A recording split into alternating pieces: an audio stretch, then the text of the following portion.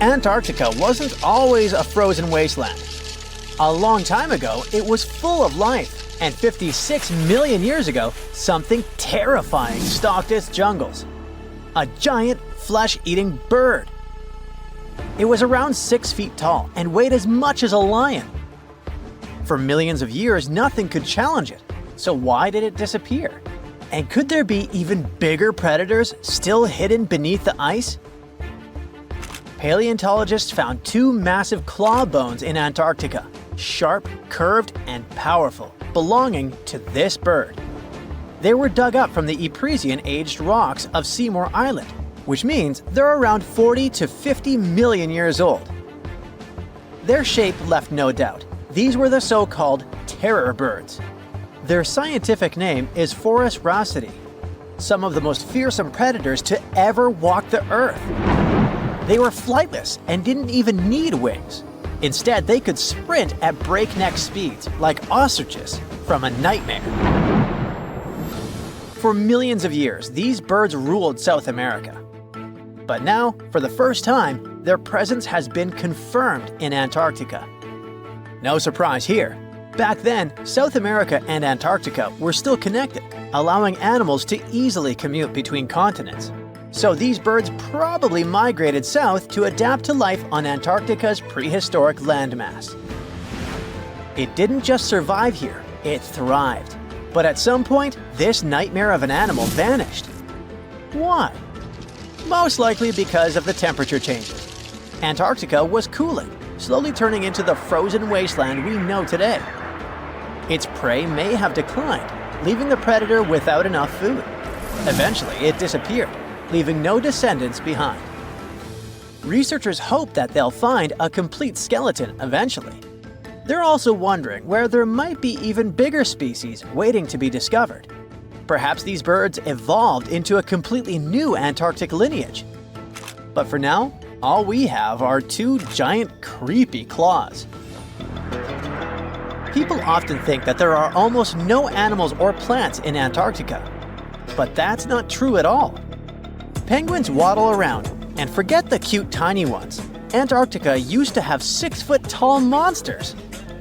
The emperor penguins are the largest penguin species alive today. They can dive over 1,800 feet deep and hold their breath for over 20 minutes. There were giant ancient penguins around 38 million years ago. They were the size of humans. Fossils show they had long, sharp beaks, making them terrifying hunters of fish and squid. The fish there are also absolutely fascinating. Forget giant squids. Colossal squids are nightmares even bigger. Some reach over 40 feet long with massive, super sharp beaks and eyes the size of dinner plates. Finally, orcas, the apex predators of the Antarctic Ocean. They hunt in packs, working together like a wolf pack of the sea to take down seals, fish, and even massive whales.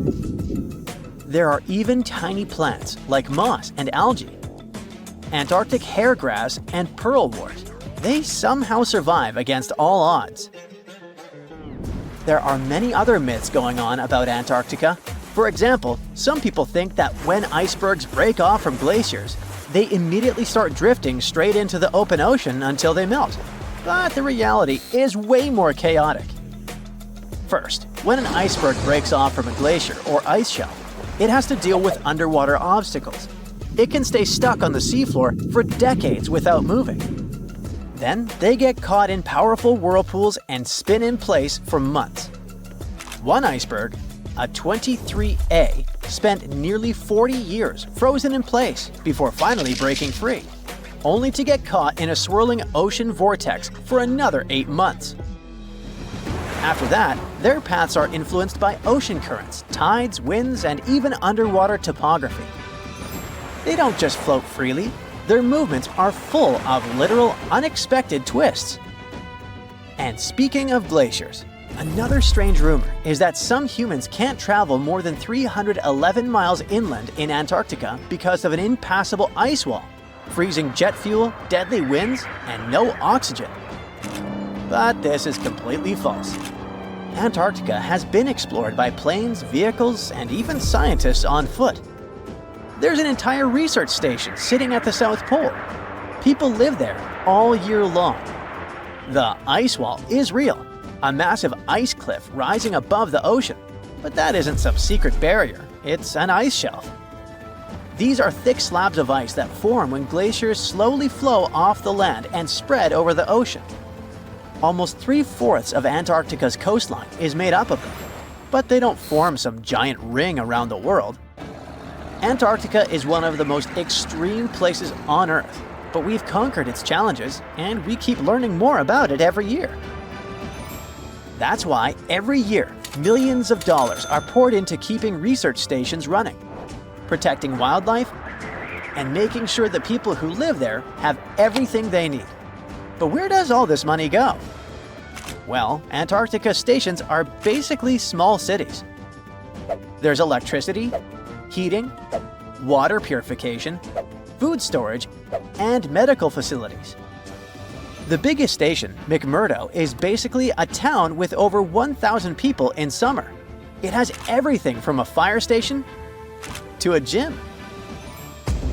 The South Pole Station is super deep inland, so it's one of the hardest places to supply. Getting food and fuel there requires airplanes flying thousands of miles in extreme cold. But the internet loves a good mystery. When Google Maps revealed what looked like a massive doorway in Antarctica, conspiracy theorists went wild. People joked about everything from Bigfoot's vacation home to a secret base, or even a Star Trek spaceship hangar hidden in the ice. But there's a way simpler and less exciting explanation. It's actually a grounded iceberg, a chunk of ice that got stuck in shallow water and is now slowly melting. As ice moves across the landscape, it flows around bumps and obstacles, creating odd shapes.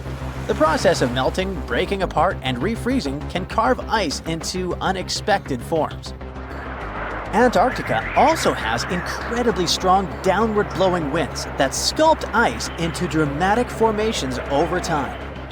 No secret doorway, unfortunately. And speaking of doors, for years, Ushuaia, Argentina, has been called the gateway to Antarctica, the last stop before the icy continent, the place where expeditions begin. But there's another option. Punta Arenas, Chile. Let's compare them. Ushuaia is closer to Antarctica. It's the top departure point for tourists going on cruises.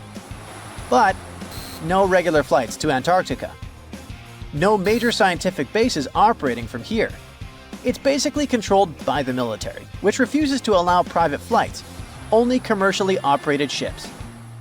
Yes, Punta Arenas is further from Antarctica, but 22 countries and global organizations use it as their main base. There are regular flights to Antarctica happening there every year. Private airlines can actually operate here, making it the real air connection to Antarctica. Ushuaia may have the best location physically, but Punta Arenas actually runs the show. Argentina made a huge error in picking its Antarctic airbase. Instead of setting up a simple, accessible base at sea level, they built Marambio Base, very high on rough terrain, completely impossible to reach by land. Everything has to be flown in by helicopter, making operations slow, expensive, and frustrating. For 50 years, Argentina stubbornly stuck to this bad decision, while Chile set up efficient, well-planned bases that the world now uses. If things don't change, Ushuaia will be nothing more than a tourist stop. But what's terrifying is that Antarctica seems to be returning to its past. It's supposed to be the coldest place on Earth, but something shocking happened just recently. For the first time in recorded history, temperatures in Antarctica broke 68 degrees Fahrenheit. This continent is buried under miles of ice. Usually, temperatures there can drop to minus 112 degrees. But in the winter of 2020, scientists recorded an insane 69 degrees on Seymour Island, hotter than many places in Europe at that time. Scientists believe there are several reasons for that. First, there are changes in the way heat moves around the planet's waters. Second, melting permafrost due to the planet warming. It looks like the climate is changing faster than expected. In 2021, while drilling about 11 feet beneath the surface of permafrost in northeastern Siberia, researchers uncovered a 24,000-year-old frozen life form. And then, they brought it to life. Before cloning it, or better said, it cloned itself. This might sound like the beginning of a sinister horror story, but don't worry, it's actually quite the opposite. What scientists unearthed was a microscopic frozen organism that could fundamentally reshape what we think about evolution and survival. The uncovered tiny creatures are called bdelloid rotifers, microscopic animals with little wheel-like mouths that they use both for moving and feeding. They were first discovered in 1696 and are fairly common in freshwater environments around the world, with a few saltwater species. They might seem unremarkable, but scientists have been studying them since early microscopes made it possible to actually see them. Because even though there are only a few dozen microns wide, they're surprisingly complex, with brains, guts, muscles, and reproductive systems. Could it be that within that complexity lies the secret to ultimate resilience, maybe even for us humans? Let's break it down. These creatures are extremophiles. That means they can survive being completely drained of water at any point in their life cycle, then lie dormant until rehydrated. But that's not all. They can also persevere through some of the harshest conditions on Earth, or in outer space, or even being stuck in the Siberian permafrost wasteland for tens of thousands of years.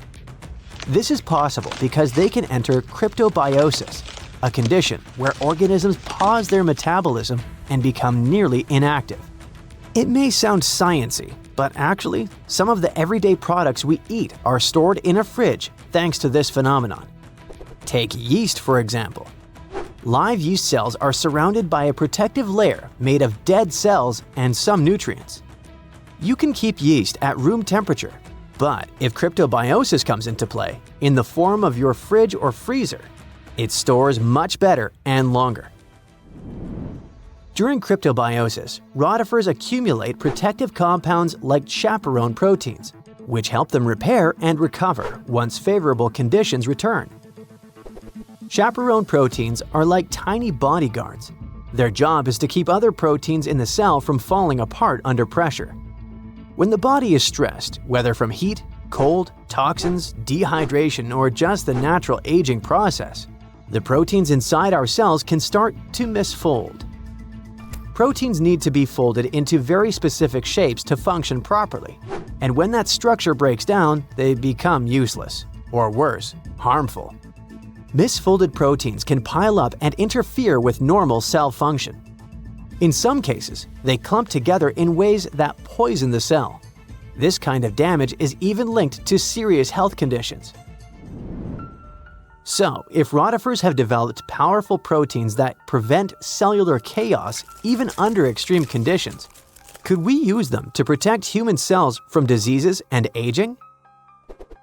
By analyzing the age of the ice they were found in, scientists figured out that these frozen rotifers were at least 24,000 years old. That's a huge leap from earlier studies, which showed they could survive frozen for only about 10 years. Now that's what you call record-breaking. This period of Earth's history is known as the Late Pleistocene Epoch, a time dominated by the Ice Age, which means these invertebrates were lying dormant when Manny and Sid were having their adventure while roaming the icy landscapes, along with saber-toothed cats and giant ground sloths. Fun fact: although animated movies like Ice Age show woolly mammoths as huge, towering giants, they were actually about the same size and weight as today's average African elephant. Nature and evolution can be so cruel, yet fascinatingly unpredictable. Massive, menacing beasts that came from the Ice Age couldn't survive it, yet something tiny and weird, like a bdelloid, could. But regarding our unfrozen creature, after the soil thawed, the organism didn't just begin moving again, it also started reproducing. This is thanks to an ability called parthenogenesis, a specific form of reproduction in which embryos develop from unfertilized eggs, allowing them to reproduce independently. It really is like cloning, but it happens naturally. Many organisms, such as certain insects, reptiles, and even some birds, are capable of parthenogenesis, at least under specific conditions. For example, in honeybees, males develop from unfertilized eggs through parthenogenesis, making them genetic copies of their mother. However, parthenogenesis is often seen as an evolutionary disadvantage because it limits genetic diversity, meaning that most species that reproduce this way eventually face extinction. Despite this, bdelloid rotifers have diversified into over 450 distinct species over millions of years, which is extremely rare. Scientists believe their survival comes down to a few evolutionary adaptations. They can pause their metabolism through cryptobiosis, repair their DNA with specialized proteins, and even borrow useful genes from other organisms using a process called horizontal gene transfer. Unlike most animals which rely solely on inherited DNA, these organisms can steal genetic material from bacteria, fungi, and even plants, splicing foreign genes into their genome to gain new survival traits. Some studies have shown that up to 10% of their active genome comes from foreign DNA. This could explain their extraordinary resilience. They borrow genes for stress resistance, toxin breakdown, or radiation repair, essentially patching and upgrading their DNA in real time. It's not like the mind flare from Stranger Things, where the creature absorbs another organism to improve itself and grow. It's more like a spy stealing a blueprint from a rival lab to learn its secrets. When cells rupture, for example, when bacteria die nearby, bdelloids scoop up loose DNA fragments and integrate them into their own genome. Interestingly, the usual expected lifespan of bdelloid rotifers under normal circumstances is only 2 weeks. The soil sample that contained these rotifers also held nematodes or roundworms, another group of tiny survivors already known to withstand tens of thousands of years icebound. This isn't just limited to microscopic animals. Researchers have successfully regrown Antarctic moss and entire Campion plants from seeds and samples frozen for hundreds or even thousands of years. In 2016, a team of Japanese scientists brought tardigrades, or simply water bears, back to life after 30 years in cryptobiosis. Tardigrades are even more impressive because they can live in a suspended state for up to 30 years, without food or water, and with temperature swings from deep freeze to 300 degrees Fahrenheit. These guys can also endure crushing deep-sea pressures, vacuum, microgravity, and intense radiation of space. Remember when we said earlier that these species can survive the harshest conditions on Earth and beyond? It wasn't an exaggeration, and now you understand why. And it's exactly why NASA and its partners sent water bears and bdelloid rotifers into orbit. They've even been aboard the ISS, helping scientists understand how these animals handle microgravity, radiation, and stress. Not only that, but in 2007, the European Space Agency launched a bunch of tardigrades into low Earth orbit, completely exposed. No suit, no shield, floating in a vacuum. They were blasted by cosmic radiation, UV light 1,000 times stronger than what hits Earth's surface, and temperatures near absolute zero. And when they came back, most of them woke up and reproduced despite the harsh conditions they were exposed to. This ties into an old theory called panspermia, the idea that life didn't originate on Earth but arrived here, locked in space dust or trapped inside a meteorite. Before, maybe it sounded like a fringe science, but when organisms can brush off cosmic radiation, then it doesn't seem so far-fetched, does it? What about humans? Does this mean we now fully understand the way hibernation works and are close to putting humans in this state? Sorry for spoiling it for you, but it still feels more like science fiction. However, researching rotifers, water bears, and similar organisms can lead to massive breakthroughs in other fields. Their resilience might be a blueprint for medicine, for reshaping what it means to age, maybe even to pause life itself, or extend it. We're talking real, practical innovations, from better preservation of human organs for transplantation to drugs that slow aging at the cellular level. And yes, maybe even cryogenic hibernation, long enough to make interstellar travel possible. The Loch Ness Monster is actually not from Scotland. Turns out, this real-life creature lived in the freezing waters of Antarctica about 70 million years ago.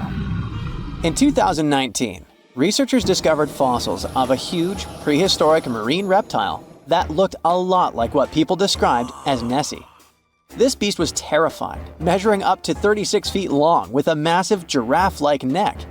It also weighed around 15 tons, which is about the size of 3 elephants. Next up on our list of huge animals is a penguin.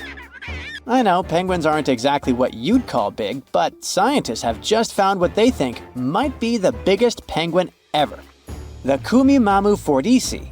It's believed that these giant birds were hanging around New Zealand about 55 million years ago, and they were huge, weighing over 330 pounds. That's about 5 times the size of the emperor penguins, which are considered the largest penguins alive today. Now, let's move on from massive creatures to something much smaller. Meet B. manfredschmidti, a great ape that lived around 12 million years ago in what is now Germany. This creature is very special, as it's the tiniest great ape ever discovered. And when I say tiny, I really mean it. These ancient animals only weighed about 22 pounds. They were basically no bigger than a super chunky cat. If you think small creatures aren't scary, wait until you meet the electric blue tarantula. This newly discovered species from Thailand's mangroves has an almost otherworldly electric blue color. Its vibrant hue doesn't come from pigment, it is actually caused by the unique structure of its hair, which reflects blue light, making it look like an extraterrestrial being. We're going even further now, diving into the freezing pitch-black depths. At around 2,000 feet deep in the Andaman Sea, scientists found a new species of ghost shark, which they named Chimera supape. Their appearance is straight out of a horror movie. They have sleek, pale bodies, frills that look like feathers, and large, creepy eyes. These ghost sharks aren't actually sharks, but they are related, having diverged from their cousins about 400 million years ago. The good news is they're not too scary since they're only a bit bigger than a shoebox.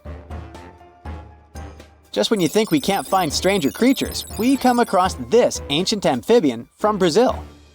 Scientifically known as K. rosei. This newly discovered giant crocodile-like creature lived during the Triassic period, over 240 million years ago.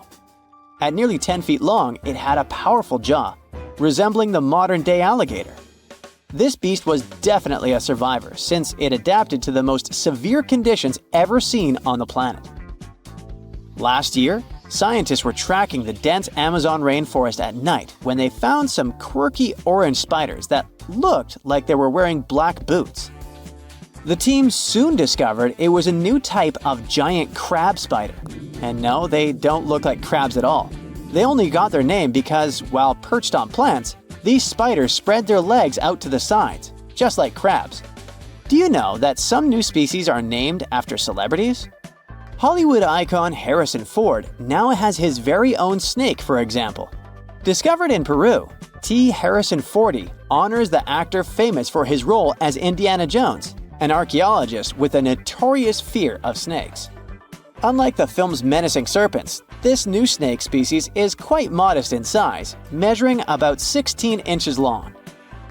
We also have the Rampholion princei, a small new species of pygmy chameleon from Tanzania that was named after US rapper and poet Prince Iya. He received this honor because of his work raising awareness about global environmental issues. Another celebrity namesake is DiCaprio's snail-eating snake, which hangs out in the shrubs of Panama's forests. This S. irmelindi caprioi is about 15 inches long and spends its nights on palm fronds looking for snails and slugs. Its round eyes look like glowing coals that can be a bit scary, but overall, the creature is super chill. Even when it feels threatened, it doesn't bite. It just coils up around its head and gives off a really bad smell. Now something a bit more sinister. Meet Venomius tomhardii. Does that name ring a bell? Exactly. This new species of spider was named after Tom Hardy's portrayal of the infamous Marvel character Venom. And all because the black spots on the spider's abdomen reminded researchers of the famous anti-hero. Most spiders of this species were found in Australia at night, sitting in their elaborate webs in forested areas near the coast. When disturbed, these creepy crawlers often hide in silk-lined hollows in tree branches. We've also got something for the Lord of the Rings fans. In the vast and warm waters of the Amazon River, scientists have just discovered a new species of pacu. This fish is a relative of the terrifying piranha, with a plant-based diet and human-like teeth. It was named Myloplus sauron because of a bold vertical black mark on its side, which reminded researchers of the fiery eye symbol of the villain Sauron from Tolkien's epic saga. Wait, is that a tanned capybara or a wild dog? Well, actually, it's neither. This is a newly discovered dwarf deer. This tiny creature, about the size of a basset hound, scurries through the forests of Peru. The combo of large eyes, stocky body, and short legs makes this animal simply adorable. This cute little deer is the complete opposite of what we've got coming up next. This bizarre-looking creature is what we believe the beast of 5 teeth might have looked like. Its fossils, found in Chilean Patagonia, showed that it lived during the age of dinosaurs, about 72 million years ago. This finding is just another piece of evidence that mammals had been roaming around that part of South America much earlier than we thought. Moving from the forests of South America to the deserts of Australia, we come across a sand dragon lizard, known scientifically as Ctenophorus tayacalpa. With its sandy color and long, lean body, this lizard looks like it could star in a Dune movie. Discovered last year, this sand dragon lizard blends in perfectly with the hot sands of the Great Victoria Desert in southern Australia. For over 10 years, a large-eyed creature managed to hide from scientists who ventured into the mountains of southwestern China. But not this time. In 2023, the group finally managed to take photos of 7 frogs that didn't match any known species.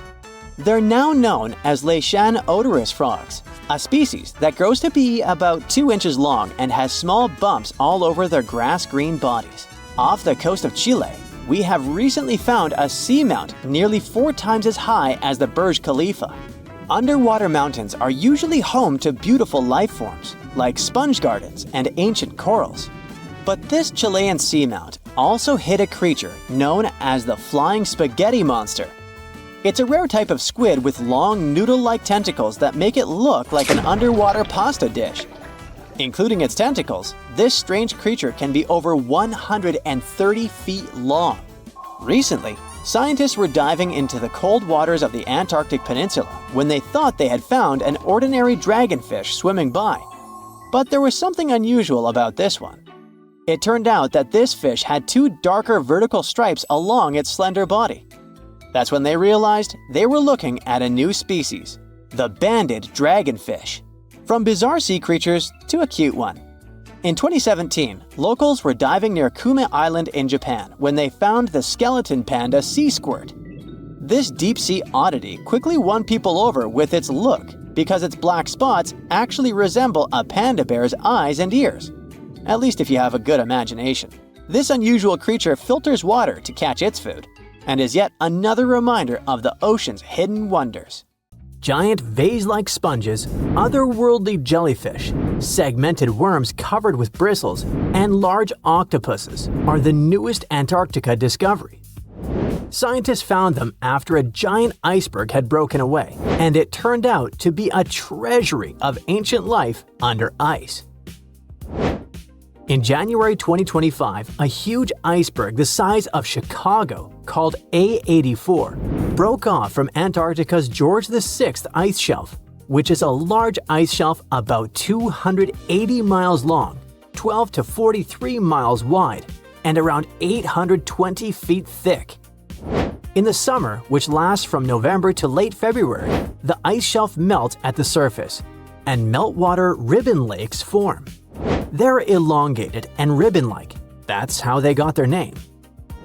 Anyway, when the iceberg floated away, it left part of the ocean floor wide open. and it was a spot no one had ever seen before. Scientists on the research ship Falkor 2 were nearby in the Bellingshausen Sea. As soon as they heard about the iceberg, they immediately changed their plans.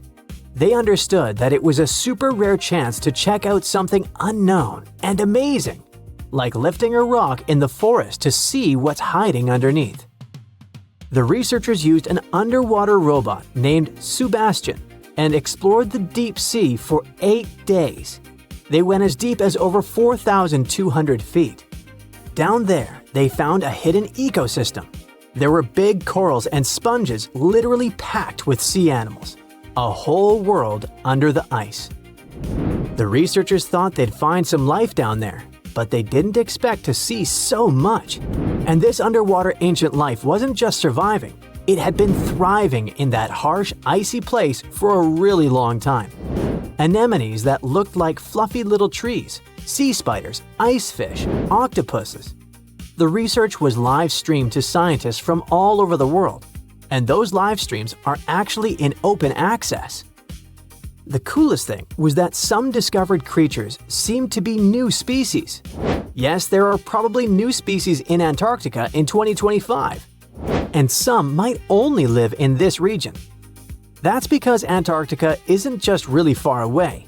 It's been cut off from the rest of the world for millions of years. The Antarctic circumpolar current surrounds it, like a big water moat surrounding a castle. But even if it turns out that those species are not new, the scientists have still found snails, worms with bristles, crustaceans, like tiny crabs and shrimp, and a species of the phantom jellyfish. Those are super rare and look otherworldly. Their official name is too complicated, so let's just call them the giant phantom jelly. This jellyfish is huge. Its bell, the round umbrella part on top, can be more than 3 feet wide. It has 4 long arms that trail behind it. Each one as long as 33 feet, about as long as a school bus. Scientists first caught one way back in 1899, but it took them 60 years to realize it was a totally new kind of jellyfish. The phantom jellyfish has a see-through purplish body that looks kind of ghostly. Instead of normal jellyfish tentacles, it has these ribbon-like arms that help it catch food and pull it into its mouth right in the middle. Even though jellyfish don't have brains like we do, researchers watching the giant phantom jelly noticed something surprising. The otherworldly creature seemed to move its arms very carefully and with control, especially when swimming through tight spaces on the seafloor. It looked like it was being very cautious and deliberate. Ugh, creepy. Another sentient being? Jellyfish have a simple nerve net instead of a brain, which helps them sense the world around them.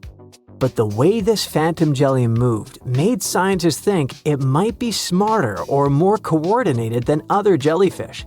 Studying it can help scientists learn how animals without brains still manage to explore and survive in tricky places underwater.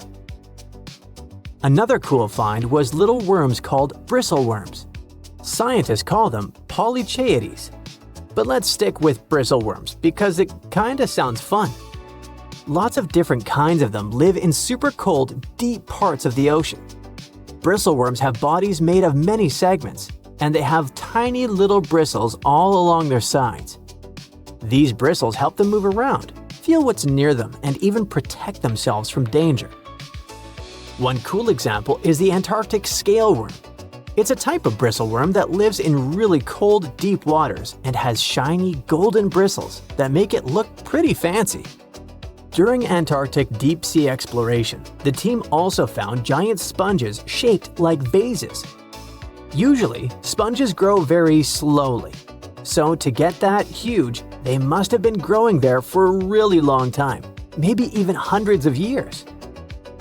Their size shows that the deep-sea animals living around them didn't just move in recently. Those sea creatures have been there for decades and managed to form thriving communities under the ice.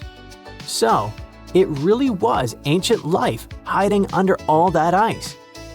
And that surprised scientists a lot. In older studies, people used to drop cameras through holes in the ice or visit iceberg areas long after the ice had broken off to explore hidden ecosystems. Back then, they mostly saw bare, empty seafloor with just a few living things. But this time, the team arrived just weeks after the giant iceberg broke away, and they got to see what was hiding right underneath it. The first 9 miles behind the ice shelf can hide rich and busy ecosystems. The area is dark, cold, and hidden for ages, and still, all kinds of creatures live there. This shows that life can survive in places that seem too harsh or frozen for anything to live. On the other hand, finding all this life down there isn't super surprising. Lots of animals live in dark, cold places underwater, so it makes sense that they'd be under the ice shelf too. The ice kind of hides them and keeps them safe from anything going on above. But what's weird is how many different kinds of creatures live there, even though it used to be a really closed-off space. It actually looks a lot like the seabed in parts of Antarctica that don't have ice on top. How can that be? Usually, tiny plants called phytoplankton grow near the surface where sunlight hits. Little shrimp-like animals called krill eat those plants at night. When krill get full, they sink down and bring food and nutrients to the ocean floor. Even their waste helps feed the deep-sea creatures. But if there's a huge ice cap above, sunlight can't get through, so no plants can grow there and no krill bring food down that way. Scientists thought this would mean less food and fewer animals down there, but they found a lot of life anyway. Turns out, food and nutrients probably sneak in under the ice, carried by underwater currents, kind of like rivers flowing under the ocean. Scientists found some animals that lived a long time, so it looks like those currents, which mostly come from melting glacier water, bring enough food to keep the ecosystem healthy and full of life. No one really knows what's going to happen to all that deep-sea life now that the iceberg has floated away. Those creatures have lived under the thick ice for who knows how long, in super stable, pitch-black conditions. Obviously, they're not exactly fans of change, so losing that icy roof might totally mess with their whole setup. One of the scientists mentioned that the ice shelf the iceberg came from has been creeping backward, like 25 miles over the last 50 years. That's a part of a bigger pattern. Antarctica's ice is melting faster and faster, which pushes sea levels up around the world. That's why this Antarctica discovery matters. The team's trying to figure out not just what's happening now, but how this hidden ecosystem fits into the bigger picture. If we can understand how this place is changing over decades or even centuries, maybe we can predict what's coming next. And it's pretty amazing that breaking ice can tell us so much, right? Divers have found something incredible in a Florida sinkhole, and it was… Stop, we need to leave a warning here. You're about to hear some pretty unusual scientific information. This knowledge will make you the smarty pants in your friend group. But there's also a risk that they'll look at you as a nerd. So perhaps it would be better for you to keep this knowledge a secret. In any case, it won't be superfluous. So, you know that scientists divide the history of our planet not only by time periods, but also by which animals lived at a certain time. For example, 2,000 years ago, Earth was inhabited by the blobfish, and scientists call this time the blobfish period. It's a joke, there's never been such a period, but you get the gist. The period between about 419.2 million and 358.9 million years ago is called the Devonian period, or the Age of Fish. Do you know why? Because the first fish began to appear on the planet. The Paleogene is the period of large mammals. The famous Jurassic period marks the appearance of giant dinosaurs, which we often see in the movies. Even now, we live in a certain period called the Quaternary period. It began about 2.6 million years ago and continues to this day. This is the time of humans and modern animals. So the next time somebody asks you what time it is, you can just answer, it's the Quaternary period. In short, the names of these periods depend more on what creatures inhabit the planet. The longest period is the Precambrian period, or Age of Early Life, the time when life on the planet started to form. Soft-bodied worms and jellyfish swam in the ocean, while microorganisms lived on land. This period occupies almost 90% of the Earth's total geological time. It started about 4.5 billion years ago and ended 540 million years ago. Oh, it's still a video about divers, don't forget. We'll get back to them soon. Considering all these periods, do you know which one is of the most poorly studied? A period about which scientists know almost nothing, especially about the animals that lived at that time. This is the Irvingtonian North American land mammal age. It lasted from about 1.6 million to 250,000 years ago.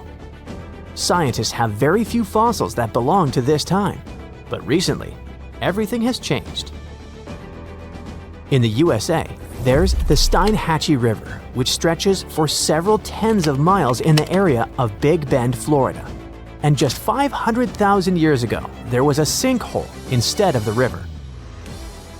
This is a hole in the ground that forms when water dissolves the upper rock. This rock is often limestone. Sinkholes appear in places with a lot of precipitation. Sometimes these pits can be invisible. They look like ordinary ground, but the soil in them is loose and can easily collapse. If you accidentally get into a sinkhole, people will hear your screams and help you. But in the distant past, about 500,000 years ago, when animals got there, they couldn't get out of the pit, so it became their grave. After many, many years, a river appeared here, and then several fossil collectors decided to check out this place and discovered a real paleontological treasure in it. They plunged into the river and reached the bottom. There, in the murky water, they saw horse teeth sticking out of the sediment. It'd be pretty scary to find for many of us, but for these guys, it was the jackpot. After the teeth, they found a hoof shaft and the skull of an unusual animal. At that moment, the collectors realized they had made a major discovery. Over the years, the sinkhole at this place had been filled with sedimentary rocks. Then, the river compacted all this mass, which made it possible to keep everything inside the sinkhole in good condition. Many animals got trapped in this pit 500,000 years ago, and only now have people managed to get them out. More precisely, what's left of them. Divers have found more than 500 fossils belonging to ancient animals, including unknown species. They got well-preserved bones of ancient horses, giant armadillos, sloths, and a new species of tapir. The Florida Museum examined the remains and determined that they belonged to the poorly studied Irvingtonian North American land mammal age. Most of all, scientists were struck by two finds in this collection. The first was the remains of a giant armadillo-like creature, and the second was the skull of an ancient tapir. In case you didn't know, this is a very cute pig-like mammal that has a short trunk like an elephant. Divers in Florida found the remains of a distant ancestor of this animal, which may be a new unknown species. Most of the fossils in this sinkhole belong to early Caballine horses, a subgroup that includes modern domestic horses. The remains of horses are so well preserved that scientists have seen signs of wear on their teeth. This will allow experts to understand the diet of these ancient creatures. We often hear news about people finding the remains of ancient animals or dinosaurs in caves, ravines, or at the bottom of lakes. But imagine if they found such remains in a museum. It all started in the early 2000s, north of the Florida border in southwest Georgia. There was a mine where workers mined clay. One day, they found the remains of some ancient animals and gave them to the Florida Museum of Natural History. There, these remains lay in storage, waiting in the wings. And then one day, some guy started sorting them out and noticed a mysterious vertebra of an unknown animal. This little grab caught the guy's attention, so he returned to it over and over again. He studied it, trying to figure out what species the bone belonged to. One day, he realized the bone belonged to an unknown extinct lizard species that looked like a tegu. You've probably seen these predatory creatures that look like monitor lizards. So, the age of the bone was about 15 to 17 million years old. Let's wrap up our video with something weird. You see this piece of amber-colored stone with stripes? Or is it not a stone? It looks like an ancient seashell. So right now, you're looking at the oldest fossil in history. It's a stromatolite, and its age is, you won't believe it. Make a guess. 100 million years? 500 million years? 1 billion? No. This fossil is about 3.4 billion years old. It represents one of the earliest forms of life on Earth. No, not the stone itself. Stromatolite is just a playground. The early form of life here is these thin strips. They're called cyanobacteria, tiny single-celled creatures. Okay, what about the remains of something bigger? Some ancient animals, for example? Meet the trilobites. They lived here during the Cambrian period, which began about 500 million years ago. This is the time when many invertebrates and fish began to appear. Their exoskeletons helped the trilobites stay remarkably well preserved, considering their age. They were arthropods that looked like something between a spider, a scorpion, and a mutant from another galaxy. These animals lived for a very long time, and people find their remains almost all over the world. They appeared at the very beginning of the Cambrian period, survived it, and became extinct at the end of the Permian period. During the Permian mass extinction, when about 90% of all living beings were wiped off the face of the Earth. These creatures swam in open water, burrowed into the seafloor, or crawled along it. They lived like predators and scavengers. The front of the animal was protected by a strong head shield. It had crescent-shaped eyes and a calcified plate on its lower body. This plate covered its esophagus and mouth. It had several pairs of legs growing from its body. The trilobite could also curl up into a ball, like a woodlouse. The whole internet is buzzing about an unusual discovery on Google Maps in Antarctica. Southeast of Japan's Showa Station, someone noticed a giant door standing out in the icy landscape. Some call it Bigfoot's vacation home, or a shuttle from Star Trek. Others say it's a blown-off Boeing door that somehow ended up in the snow. Scientists have a way less exciting explanation. It looks like the so-called doorway is actually part of fast sea ice. It floats near the coast where the water is shallow and islands are scattered around. This spot could simply be an iceberg that got stuck and is slowly melting right where it is. You can see other icebergs nearby in the same area. Ice flowing around a solid underwater rock could have formed a natural pattern. The ice is pretty thin here, and because of the rocks underneath, the ice forms unique shapes. Geologists add that the mysterious find is just a rocky ridge sticking up because the ice level has dropped a bit. The top of it is the ridge, and the sides are two snow tails, long streaks of snow shaped by the wind. These snow tails show which direction the wind usually blows in this area.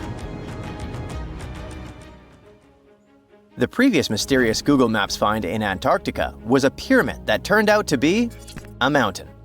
You can easily find it if you scroll all the way to the Ellsworth Mountains. It's the tallest mountain range in Antarctica, and it stretches for almost 250 miles.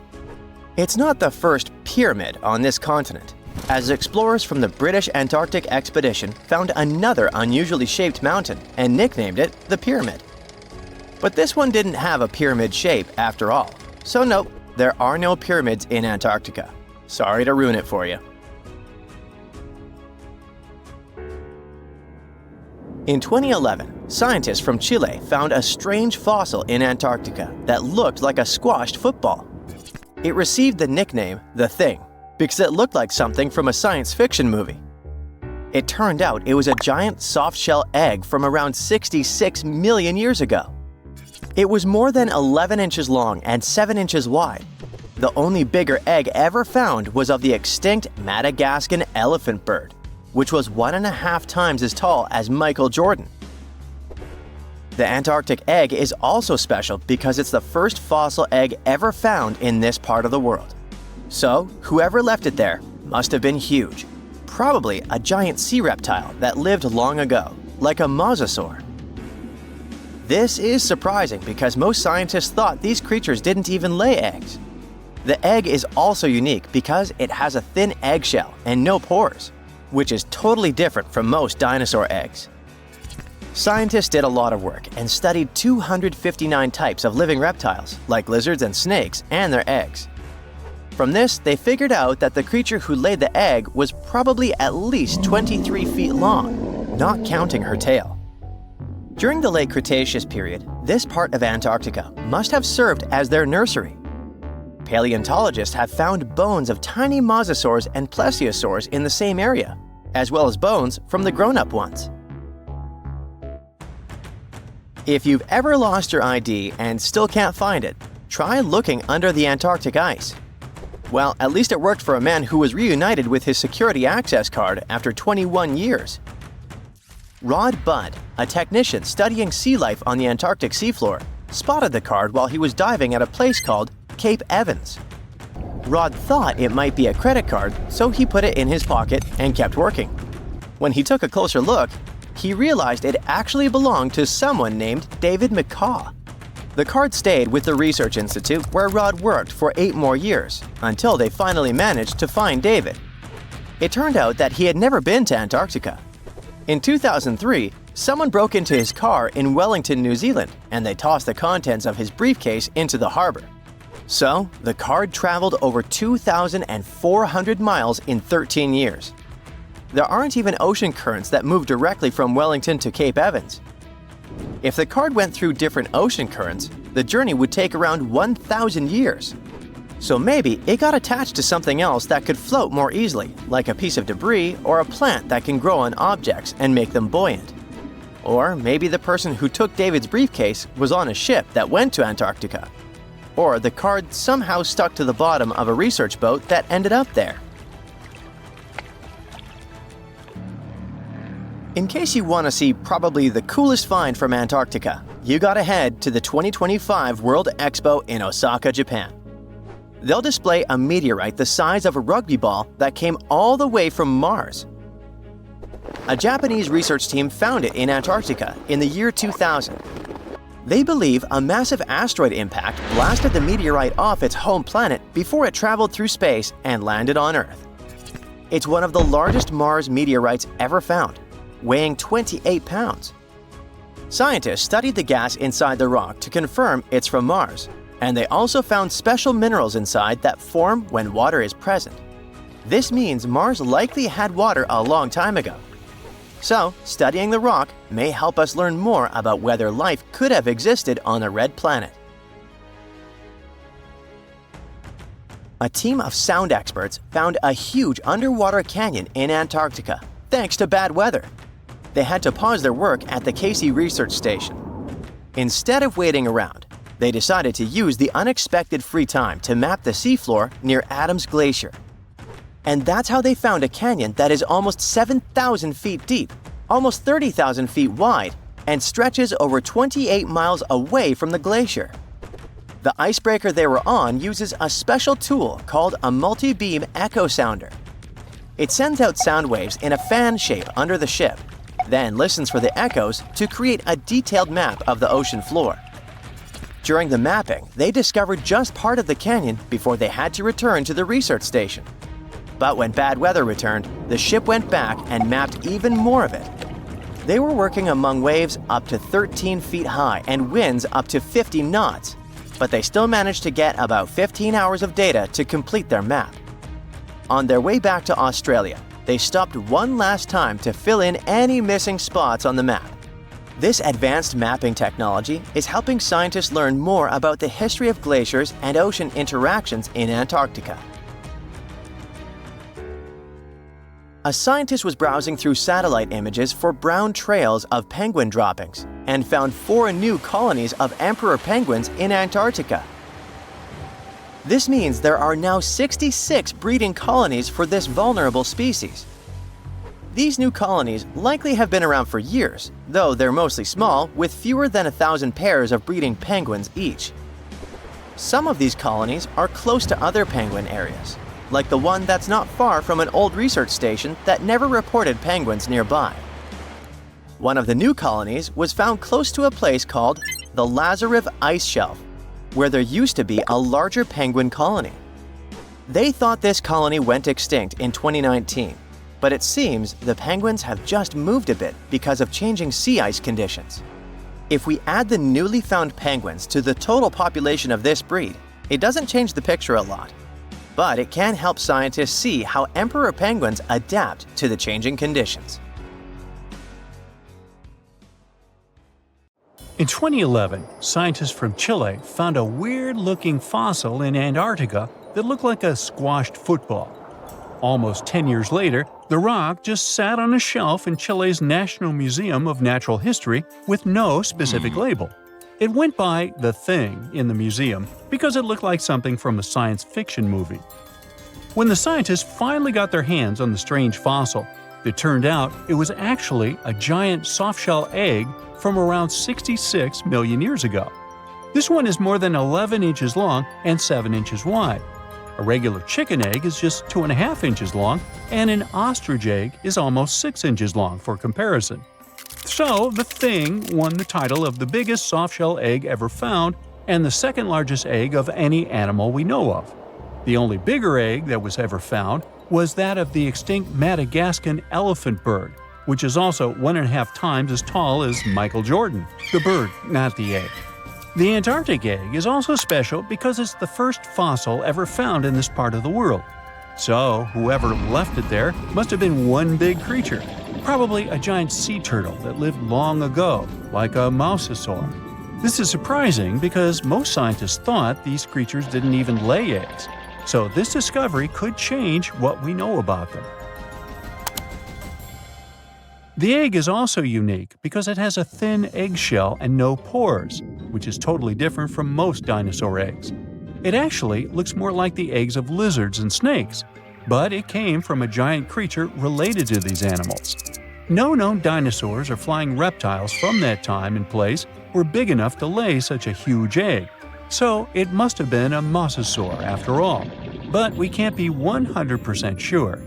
Scientists did a lot of work and studied 259 types of living reptiles, like lizards and snakes, and their eggs. From this, they figured out that the mommy who laid the egg was probably at least 23 feet long, not counting her tail. During the late Cretaceous period, this part of Antarctica might have been like a nursery. Paleontologists have found bones of tiny mosasaurs and plesiosaurs in the same area, along with bones from the grown-up ones. Archaeologists in Norway made another cool but literally discovery and found dozens of arrows that had been hidden in ice for 6,000 years. They were melting out of a large ice patch in the high mountains, covering an area of about 45 football fields. In 2014 and 2016, when the summers were extra warm, scientists went to an ice patch called Langfoni to look around. They also found lots of reindeer bones and antlers there. Some of the arrows were whole and some in pieces, along with 5 arrowheads around the melting ice patch. This is more arrows than have been found at any other frozen site in the world. Some of the 68 found arrows date back to the Neolithic period, and the newest ones are from the 14th century of the Common Era. Ice is like the perfect time machine that can preserve whatever ends up there in an almost perfect condition. Langfoni became famous as one of the first ice patch sites after a local hiker found a 3,300-year-old leather shoe right next to its edge. Scientists are studying places like this to understand how people used these sites and how the ice patches from Norway to North America changed over time. Now, once upon a time, around 32,000 years ago, to be exact, a squirrel buried some seeds near a river in Siberia. Am I the only one getting the Ice Age vibes? Anyway, These seeds belong to a plant with cute white flowers. Thousands of years later, a group of scientists found these seeds buried deep in the frozen ground, about as far down as a 12-story building is tall. The seeds were surrounded by ice and bones of animals, like mammoths, bison, and woolly rhinoceroses. The mature seeds had been damaged, maybe by some squirrel, but some of the younger seeds still had good plant parts inside them. The scientists carefully took those out and put them in small containers to help them grow. And here comes the coolest part. They were able to grow the plants. Their flowers were shaped a little differently from the flowers of the same plant that grows today. After a year, the Ice Age plant even made new seeds. Based on this, the scientists suggested that permafrost could be a depository for an ancient gene pool, and we could find extinct species there and bring them back to life. Scientists on an icebreaker in Antarctica were looking for whales, but found something way more unusual. The camera behind the ship, which is as heavy as a car, detected 16 million icefish nests on the floor of the Weddell Sea. The nests were located about every 10 inches in all directions and covered an area of 93 square miles, which is slightly bigger than the whole of Washington, D.C. The colony even had a distinct border, which was a line in the sand. The scientists were in the area because they were studying a special spot in the ocean where the water was a little warmer than the water around it. In this warmer water, they found tiny animals called zooplankton near the top. When the young icefish hatch, they swim up to this area to eat the zooplankton before going back down to the seafloor to grow up and have their own offspring. Since there was so much food, it made sense to see icefish in this warm water. But they didn't expect to find such a huge number of icefish nests, much more than anyone had ever seen before. New Zealand's Antarctic Heritage Fund found some old photo negatives in a hut in Antarctica. They turned out to be unique images from the Ross Sea Party. It was a famous failed expedition led by Ernest Shackleton. He wanted to become the first person to cross Antarctica by land, from the Weddell Sea to the Ross Sea, passing through the South Pole. But things went wrong when their ship, the Aurora, was blown out to sea. They had to use the hut from another explorer, Captain Robert Falcon Scott.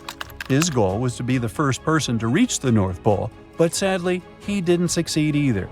The negatives were made of cellulose nitrate and were found stuck together in the small box. The Trust took the negatives back to New Zealand, where they carefully separated them and discovered 22 hidden images. Many of the photos were damaged, but the Trust could still recognize some familiar places around McMurdo Sound, a well-known area in Antarctica. No one knows for sure who took the pictures. In December 2021, some scientists noticed a strange mark on the Larsen Ice Shelf, a giant sheet of ice off the eastern coast of Antarctica. They thought it might be a river flowing under the ice, so they drilled down over 1,600 feet to check it out. They expected to find water, but they didn't expect to see that the water was full of fast-moving creatures called amphipods. The scientists also found that the water in the underground river had unusual layers of currents moving in different directions, which they still don't fully understand. Another surprising thing happened during their research. On December 20th of the same year, a volcano erupted far away in Tonga, and the pressure waves from the eruption were detected all the way down in the ice river in Antarctica. It shows how everything on our planet is connected, even in the most distant places. In a frosty Canadian park, hidden deep beneath layers of thick ice, scientists discovered a bizarre skeleton they named the Frozen Dragon. The skeleton had been in the frozen ice for millions of years. It took experts decades to work out the species of this strange fossil. It was identified as a new genus of pterosaur. Pterosaurs were massive flying reptiles with wingspans of over 16 feet. Their heads were 3.5 times the size of their bodies.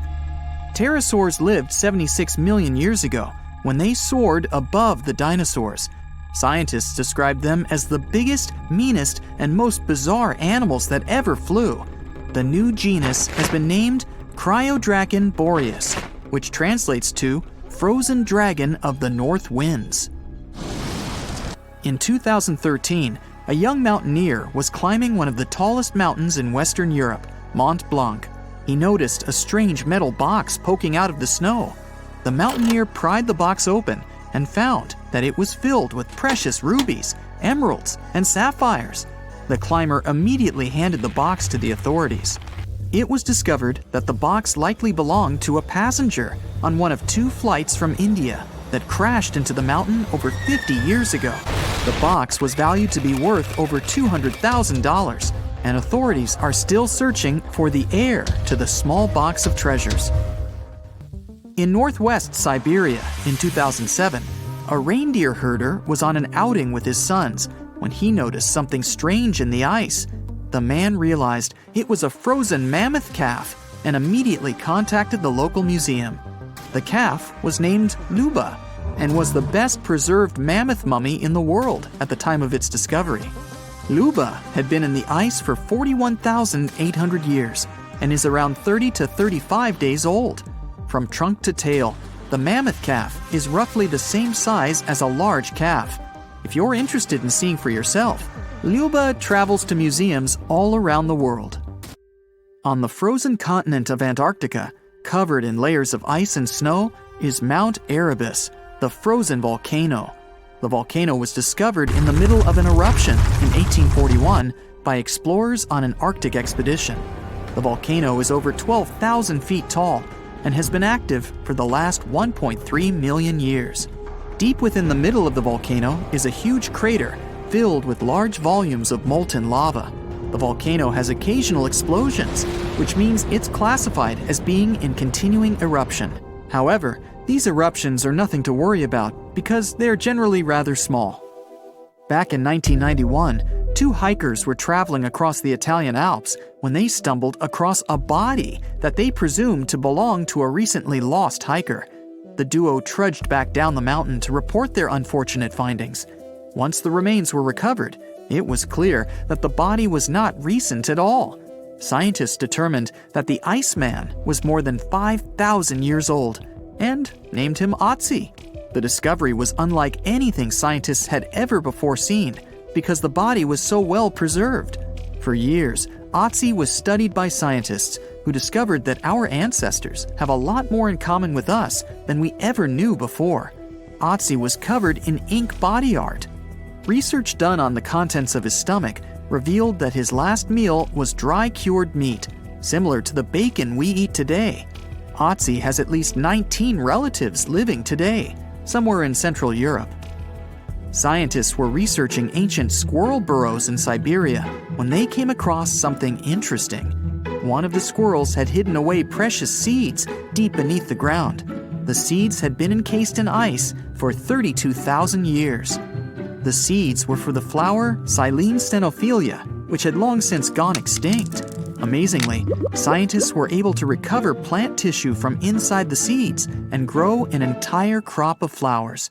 They've since reintroduced the previously extinct flower to natural habitats all across the world. In 1930, a team of Norwegian scientists sailed around the Arctic Ocean, conducting research on the seas and glaciers. They reached White Island, a dangerous and icy land no human had set foot on before, or so they thought. The scientists were shocked to discover the tip of a small boat sticking out of the snow. Frozen inside the boat, they found scientific equipment and various personal items, including a jacket monogrammed S.A. Undre. They had discovered the wreck of the famous Undre Arctic balloon expedition.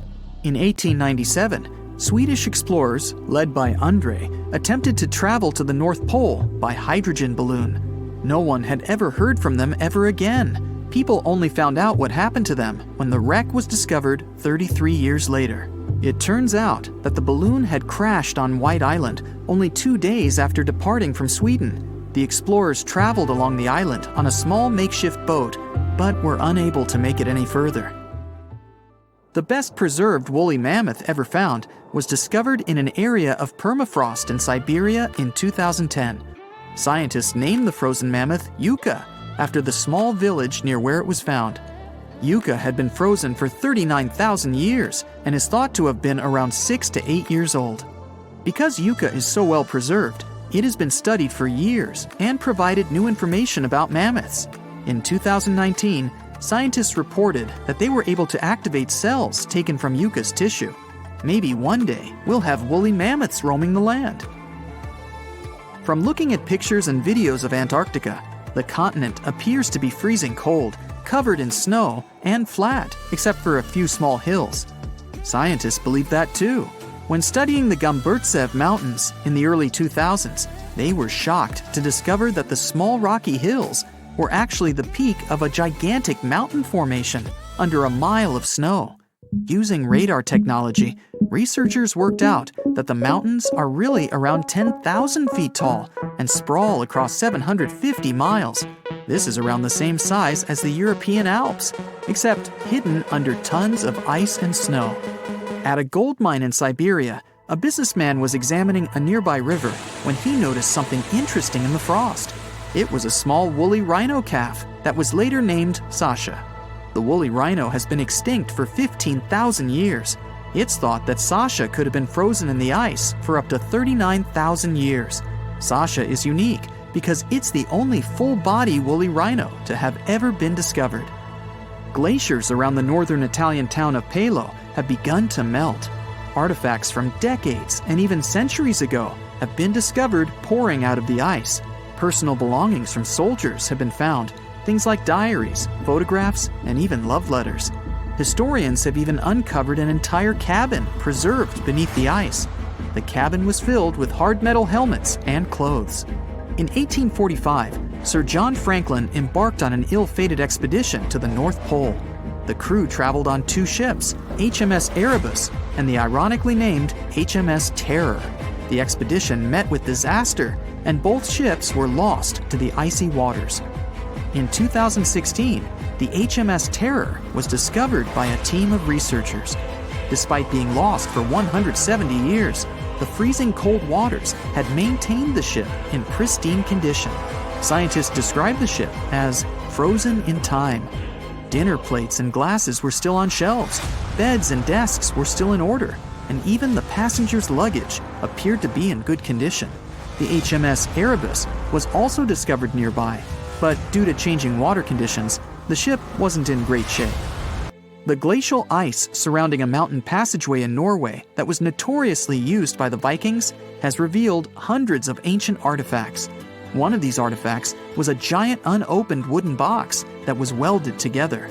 Researchers were beside themselves with anticipation, waiting to open this box. They believed it would be filled with Viking treasures or artifacts that would give us an insight into ancient society. When they opened the box, all that was inside was a plain old beeswax candle. It turns out that this box wasn't actually as old as they thought it was. By analyzing the candle, they discovered that the box dates back to the 17th century. The age of the Vikings had ended by the 11th century.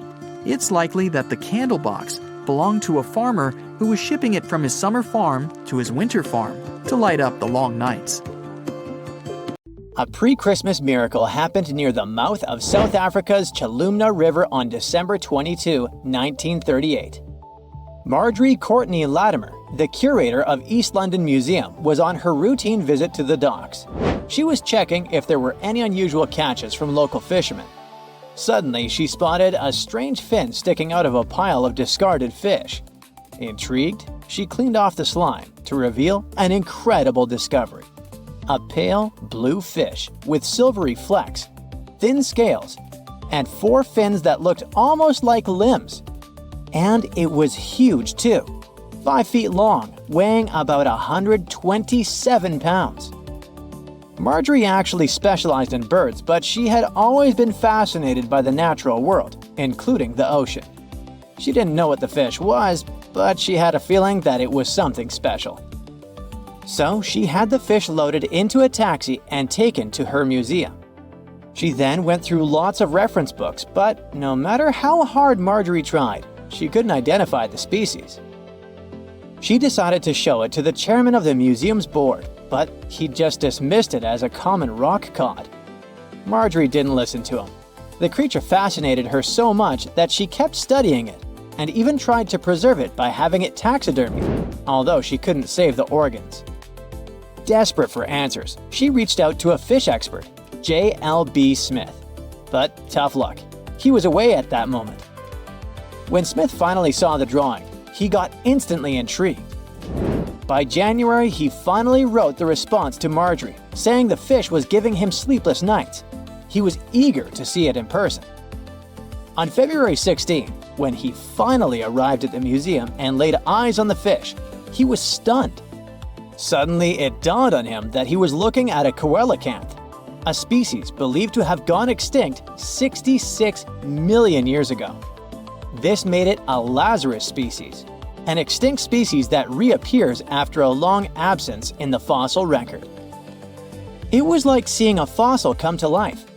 Scientists thought that this creature had vanished with the dinosaurs. Thanks to Marjorie's persistence, this became one of the most remarkable biological finds of the 20th century. The entire genus Latimeria was named in her honor. Turns out, fish was vibing in the deep ocean waters completely unbothered by an asteroid strike for millions of years. Today, at least 2 species of coelacanth are known to exist.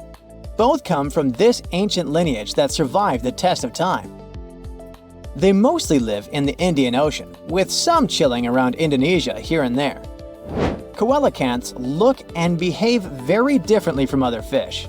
Their creepy fins actually move in a way similar to how human arms and legs move. They also have a special joint in their skull that lets them raise a part of their head while feeding. That's because they're related to tetrapods, those guys that were the first to step out of the waters to the land. Michael Smith is a British naturalist. On July 2018, he was exploring the remote Wandiwoi mountain range in Papua, Indonesia. He was there to search for rare, pretty flowers called rhododendrons, but he accidentally took a photo of a funky-looking creature. Smith got very curious about this animal. He then returned for another expedition, this time with a local guide. He spent 10 tough days searching high in the mountains. The terrain was harsh, with constant rain, slippery ground, and leeches crawling into their boots. When they were already exhausted and close to giving up, the miracle happened. The team finally spotted and snapped a picture of the animal. This cute thing turned out to be the Wandiwoi tree kangaroo, the one thought to be extinct for 90 years. The first time it was discovered was 1928. It's a sad story. A biologist spotted it while studying the area, and this was the first and the last time we saw that animal. But as it turned out, it wasn't extinct at all. It's just a very elusive and sneaky creature. This marsupial lives in small, isolated, steep and misty forests. Very few people venture there, all because of the reasons we mentioned: the rugged terrain, dense bamboo thickets, lack of water. Even the local hunters had never seen one. They're super cute with their round face, reddish fur, and appearance that looks like a mix of a monkey and a bear. It's a weird type of kangaroo that jumps on the trees, not the land.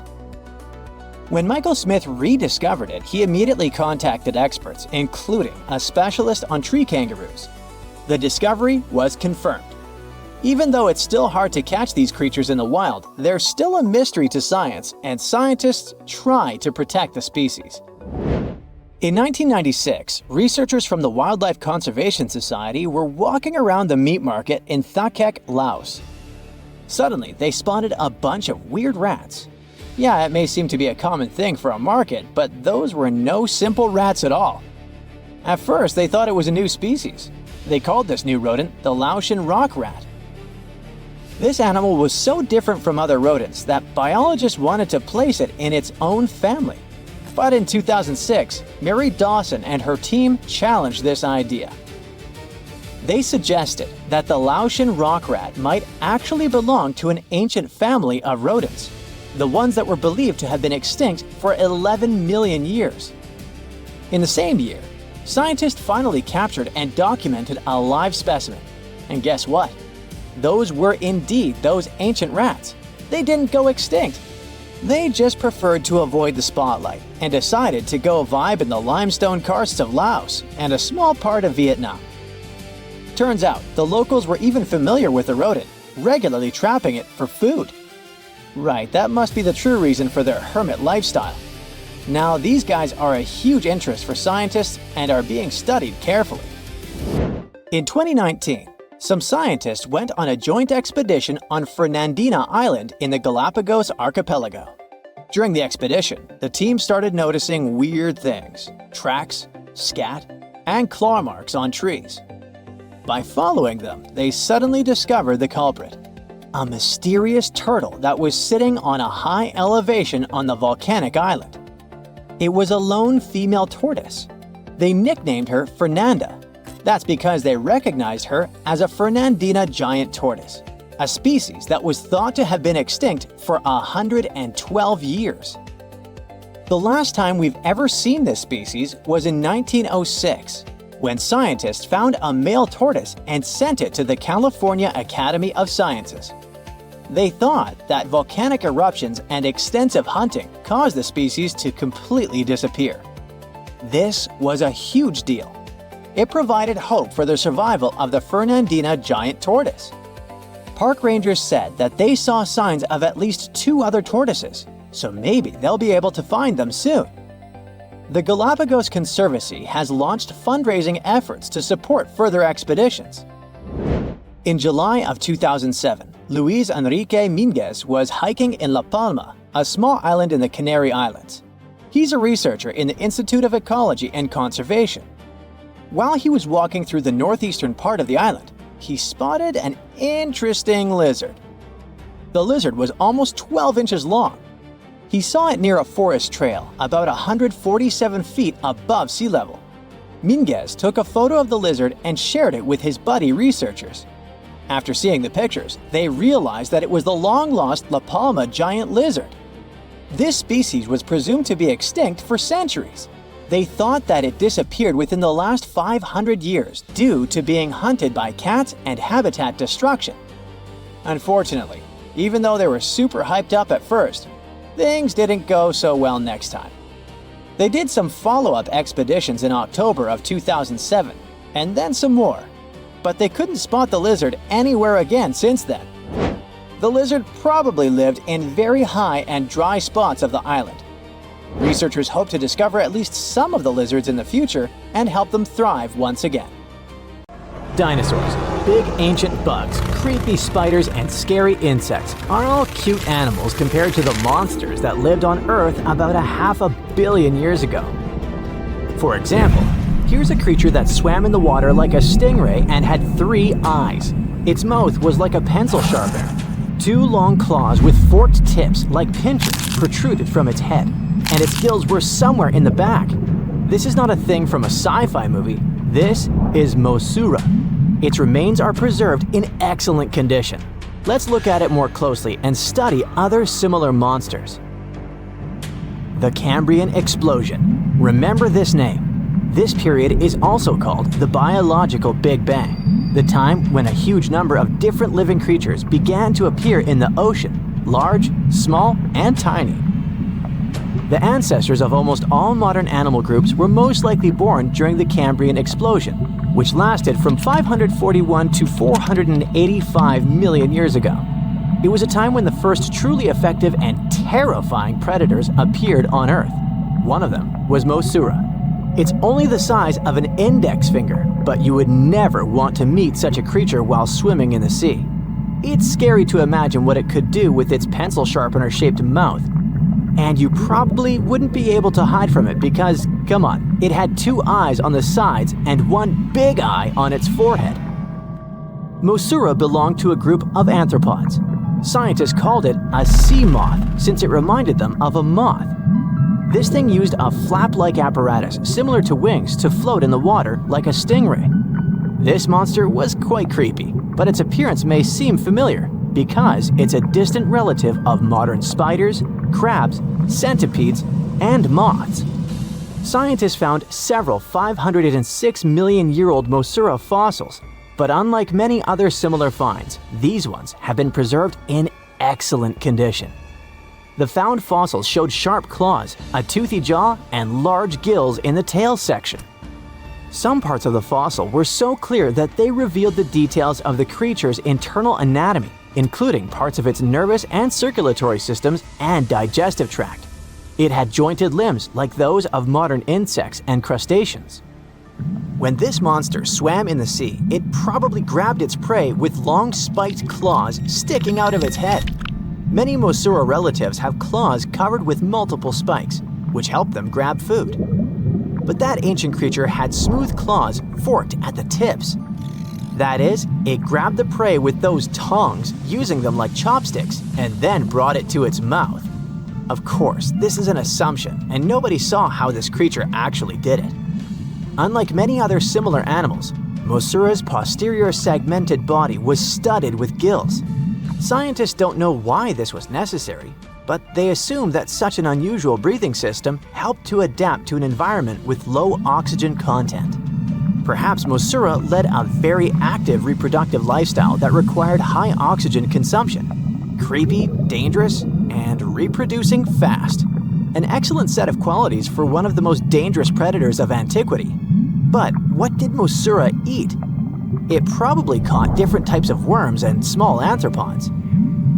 It's nice to think that this monster lived so long ago and was so small. But what if this creature was the size of a shark and was swimming in the ocean these days? Perhaps it would become a dominant dweller, and people would swim much less along the coast. Mosura lived in the water but was discovered in the Burgess Shale rock formation in the Canadian Rockies. Many mountains on Earth were once the seabed inhabited by strange creatures. One of them was Opabinia. It had 5 eyes, a mouth facing backward, a long trunk and claws instead of a nose. Wait, what? It's too strange even for science fiction, even for outer space. In its eccentricity, Opabinia was perhaps the loneliest creature on Earth. Scientists couldn't find another species that would be similar to this individual until recently. Meet Utaurora. It seems to belong to the same species as Opabinia. Its inch-long body was divided into 14 to 15 furrows. Each of them ended in a pointed flap. Opabinia had the same body, but it's unlikely that both monsters were friends. The difference between their timelines was several million years. It's hard to imagine why these monsters needed such strange body structures. Why haven't modern filmmakers used the design of those animals to create cool space monsters yet? Okay, they were creepy creatures, but what about weird and kinda useless ones? Scientists have discovered Su, a legless creature with no head turned inside out. Huh? This 444 million year old creature was found in South Africa, north of Cape Town. They called it Su after the discoverer's mother. In fact, it's some kind of new arthropod species that may have lived in low oxygen waters. This creature was turned inside out, and the outer shell with the legs and head was lost. Thanks to mineralization, muscles, tendons, and even Su's intestines were preserved on the fossil. It's a great success to find such detailed remains of an ancient creature. However, scientists still can't determine the evolutionary history of this species. They're sure that it was a primitive marine arthropod. Okay, we can see that 500 million years ago, Earth was filled with creepy monsters, which fortunately are now extinct. But what about trees? Were they the same as we see now? Or was there something else? Something creepy? Oh yeah. Scientists have discovered a new kind of living organism similar to a tree or a mushroom. It was gigantic and had a very minimalistic design. Meet the Prototaxites. It's basically just a big stick with a round end poking out of the ground. It was smooth, didn't have the usual tree bark, and looked more like a mushroom without a cap. But scientists have recently found out that it wasn't a mushroom at all. Prototaxites probably belonged to a previously unknown branch of life. Prototaxites is considered to be the first giant organism in the history of the planet that lived on land. It existed about 420 to 375 million years ago during the Devonian period. It was the time when plants began to spread across dry land, forming large forests. Over time, they began to grow leaves and form roots in the ground. Then, the first seed plants appeared. The real colonization of land began. The first arthropods, such as centipedes, arachnids, and other unpleasant creatures, began to walk among those forests. Meanwhile, the water was filled with a huge biodiversity. There was a giant supercontinent on the planet, and smaller parts began to break off it. During this period, prototaxides towered over the land. Some of these things reached 26 feet high and 3 feet wide. It's like a 3-story house and as thick as a palm tree. But what was it? A plant? A mushroom? Algae, perhaps? Scientists discovered them in the middle of the 19th century, but only in 2007 did they conduct chemical analysis. Research showed that it was most likely a giant mushroom, but in 2025, scientists refuted this conclusion. It turns out this may have been an unknown life form that existed separately from the kingdom of fungi, animals, plants, and protists. Scientists noticed that the inner part of prototaxides consisted of a number of tubes. There are similar tubes inside mushrooms, but the tubes of that ancient living thing branched and joined differently. They even had a different chemical composition. The main building block of mushrooms is chitin, but the prototaxides contained chemicals similar to lignin, a substance found in the bark of trees and other plants, and its anatomy differs from the structure of any other organism known to us. What were they doing on Earth? Just chilled and enjoyed the bloom of life? Did they produce some kind of fruit, like a banana with eyes and claws? Scientists don't know. What if it was something that was brought to Earth from outer space? What if they were flowers planted by another civilization? What do you think? A piece of whale rib has recently been found in a North Carolina mine. Not a big deal, some might think. Hey, why can't a whale be a miner, right? But this fragment offers scientists a unique glimpse at the interactions between prehistoric sharks and whales from around 3 to 4 million years ago. The thing is, 3 tooth marks embellish the rib. That means that the whale was once badly bitten by an animal with a super powerful jaw. Judging by the spacing between the tooth marks, and it reaches almost 2.5 inches. This animal could be a mega-toothed shark. I'm talking about the megalodon. Or it could be a different shark species which was around at that time. The curvature of the shark's jaw shows that the animal was relatively small, between 13 and 20 feet long. Yeah, small. As for the whale, it seems to be the ancestor of a great blue or humpback whale.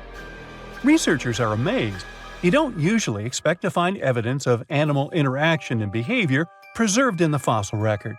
After examining the sample carefully, they concluded that the shark must have gone away with a mouthful, but the whale had survived because most of the fossil fragment is covered with what is known as woven bone. It quickly forms in response to localized infection. Such bone isn't particularly strong, and later the body remodels it into compact bone tissue.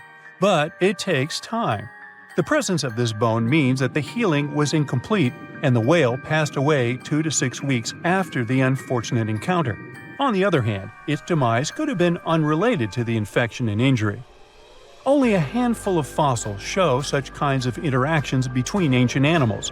You can often find bite marks on fossils indicating where the animal passed away and its carcass was scavenged. But this fossil is one of a few examples that not only show a wound inflicted by another animal, but also demonstrate that the prey survived. All fossils are exciting for paleontologists. Yes, they need to get out more. But some might look terrifying to regular people. For example, look at this picture of tentacle arms and octagonal-shaped heads. When it first appeared in mass media, internet users claimed that it was some ancient organism that had come from space. Others thought the story was fake, but in fact, both the picture and the fossil are real. The fossil is known as a mortality plate, a fossilized representation of a mass extinction event of one or several species. The fossil actually contains more than a dozen specimens of a type of marine organism called a crinoid. Despite their looks, crinoids were not plants but marine animals. This particular species lived deep underwater on the seafloor. Crinoids were related to starfish, sea urchins, and brittle stars. These creatures could attach themselves to the seafloor with stalks made up of flexible porous discs connected by soft tissue. The stalks were hollow, and that's where the animal's nervous system was located. Crinoids absorbed oxygen through thin-walled tube feet. The creatures usually reached the length of more than 8 inches and had 5 arms lined with leathery-looking, tentacle-like structures. They fed on plankton and sloughed off organic material. Now, even though these fossil finds seem to be super exciting, few creatures in the fossil record confuse scientists as much as the Tully monster.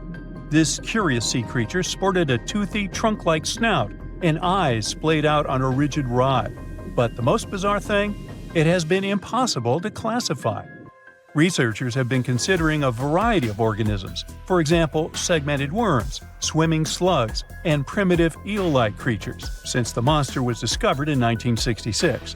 Recently, they have even tried to connect it to some species of jawless fish with a backbone-like structure. A team of scientists from Japan has used high-resolution laser scanners to examine the anatomy of Tully monster fossils in 3D. They concluded that the enigmatic fossil might be an invertebrate after all, and still, the true identity of the creature remains elusive.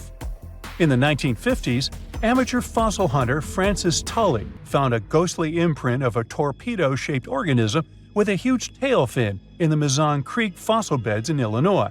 Tully had never seen anything similar to the torpedo structure.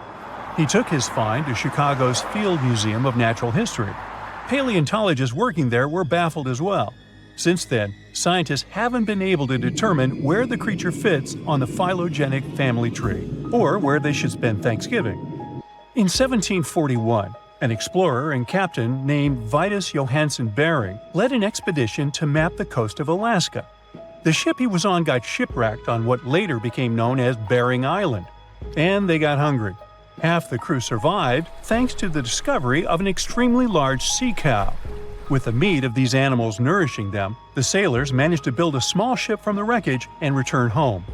On their way back, a scientist who was among them spent his time documenting the animals and plants they had found. The sea cow was particularly interesting because without it, the crew wouldn't have survived. These animals were more than 26 feet long and weighed around 10 tons. All sea cows are members of the order Sirenia, marine mammals more closely related to elephants than cows.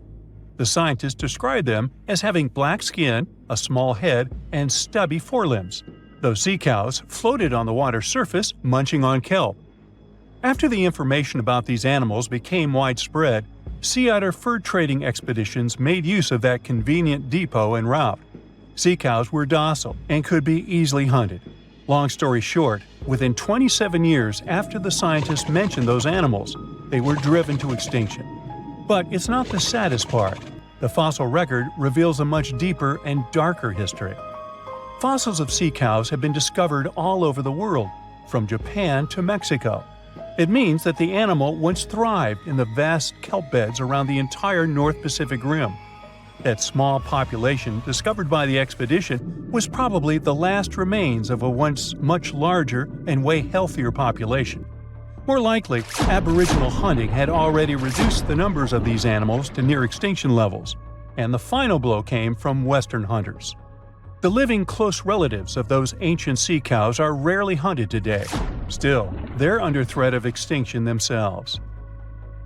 To some, this amazing fossil might look a bit disturbing. Slaves' lentils are fossils that belong to animals called nummelites. They lived and thrived in a warm, shallow sea covering part of Egypt around 40 million years ago. The name nummelites hints at the fact that larger specimens resemble coins, and in Egyptian folklore, they're even referred to as angel's money. These creatures have a simple, single-celled structure, which contrasts with their super intricate skeleton. Look at this series of spiral overlapping whorls. Each whorl is divided into countless tiny chambers. Nummelites can grow to be 4 inches in diameter, and still, they are the fossils of single-celled animals related to amoeba. How and why did they grow to be so large? The reason could be their symbiotic relationships with other smaller organisms. In the case of modern species, such symbionts are tiny golden-brown single-celled algae called diatoms. The shells of nummelites are relatively transparent, and since they're flat, there's a large surface area for the light needed for the diatoms to photosynthesize. For some reasons, scientists are still debating about them. The presence of plant symbionts and animals dwelling in the sea encourages the growth of a calcareous skeleton in hosts.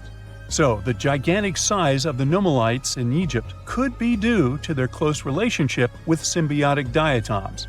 Does that make sense? Fun fact: a species of nummulites evolve very fast, and their fossils change from one layer of sediments to the next. So, the limestone used for the pyramids of Giza are so packed with such fossils that it's known as nummulitic limestone. This limestone also contains two kinds of nummulites, the smaller slave's lentils and the larger angel's money. But those are not different species, but rather different stages in the life cycle of a single species. Now, you can't find living dinosaurs nowadays, which is a good thing, mostly, but you can still meet some creatures that might have gone to lunch with them. The frilled shark, for example, is a living fossil that comes from a family of sharks that have been around for about 80 million years. One of the coolest things about it is its long, eel-like body that can grow as long as 6 feet. It has 6 pairs of gills on its throat, which help the frilled shark breathe in the deep, cold ocean where there isn't much oxygen. The shark can move very quickly, like a snake, to catch its prey when it least expects it. Little frilled sharks take an exceptionally long time to grow, up to 3.5 years, which is one of the longest times for any animal with a backbone. The Chinese giant salamander is another living fossil that can tell you what was going on Earth around 170 million years ago. Now, when I say tell, I really mean it, as it can make sounds like hisses, whistles, and barks, and even a noise that sounds like a crying kid. The biggest Chinese salamander found so far weighed 130 pounds, as heavy as 2 Dalmatians, and was almost 6 feet long. Giant salamanders like to be alone. Hey, I want to be alone. And will chase away other salamanders from their space, except when it's time to start a family. During the day, they hide and sleep under rocks. They can make a special substance from their skin that keeps predators away.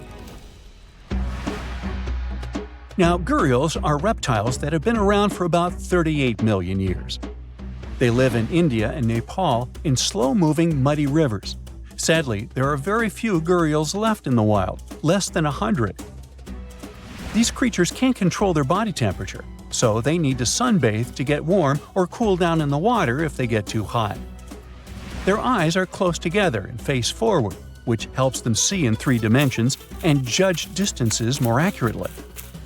Gharials also have a transparent third eyelid that protects their eyes when they're underwater. They have over 100 sharp teeth, but they can't chew their food.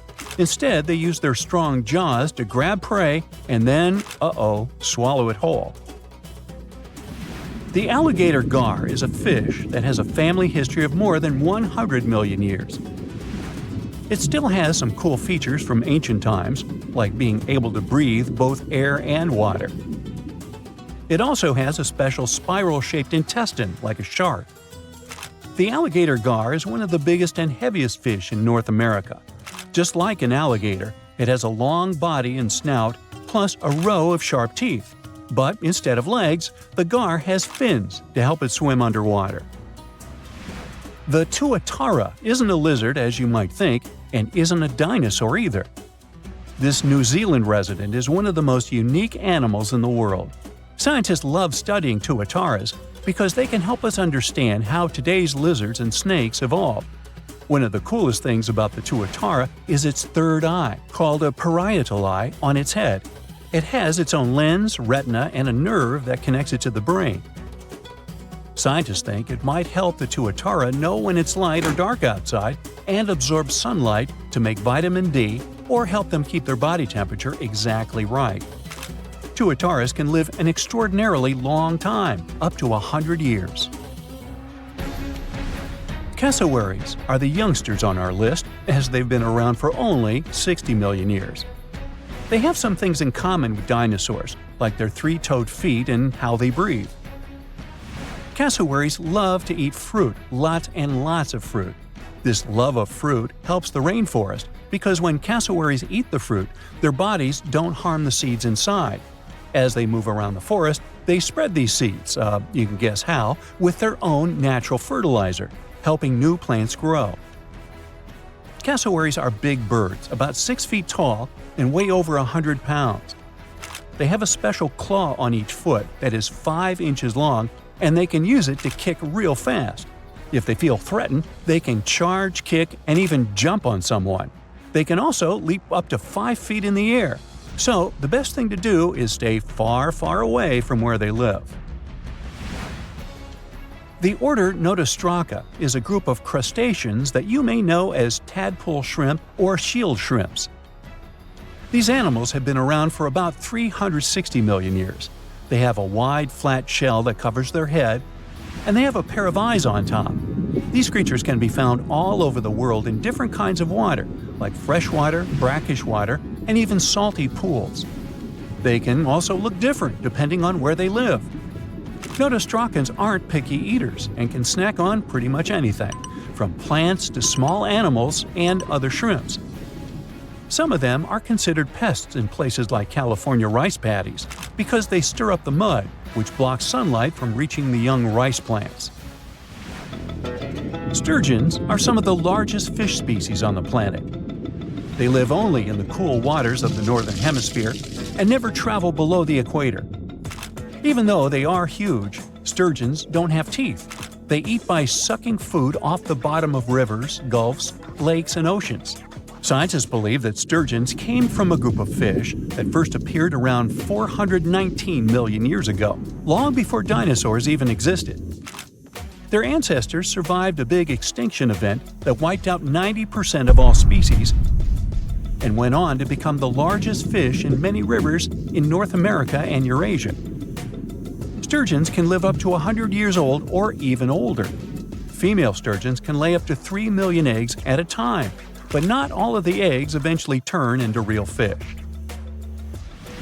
Our next hero, the Pacific lamprey, has successfully lived through at least 4 mass extinctions.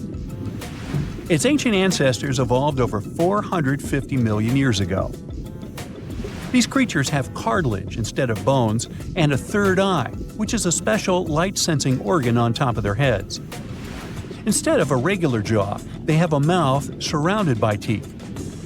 They latch onto prey and sup up body fluids like real underwater vampires. And although he wasn't living underwater, the story goes that King Henry I of England might have lost his life because of a lamprey. The English monarch loved this fish so much that he defied doctors' orders to stop eating its flesh. He got sick every time he'd have it, but the lack of bones and the unusual taste made the royal fall in love with it. As a result, he got some scary symptoms from eating lamprey and eventually passed away. Can you say clueless? The elephant fish, also called the Australian ghost shark, has been on Earth for around 400 million years. Even though they're related to sharks, they aren't actually sharks.